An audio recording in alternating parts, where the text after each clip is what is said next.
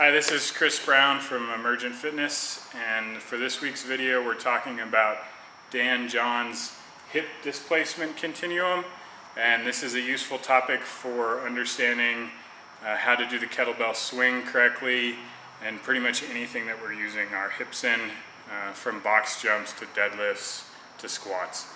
So the way this continuum works is on one side we have the kettlebell swing, and on the other side we have any kind of squat.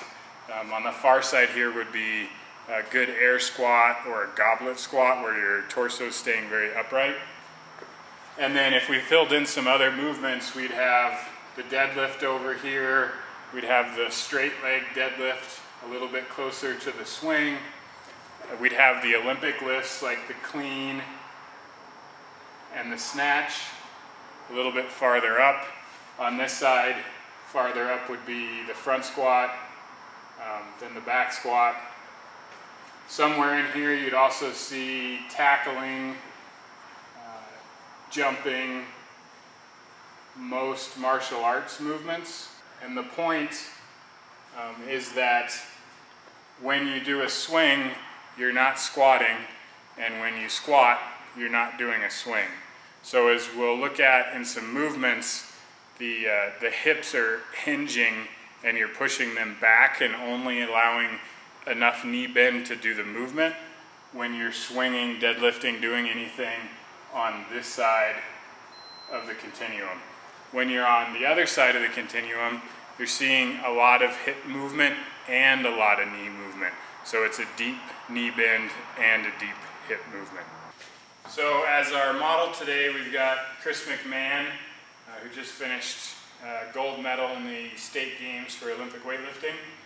And he's going to help us look at the hinge side of the continuum versus the squat side. So first we'll do the hinge side, and Chris is going to go to about where he would be for a power clean. And you can see the angle in his hips changed as he pushed his butt back and his knees bent a little bit.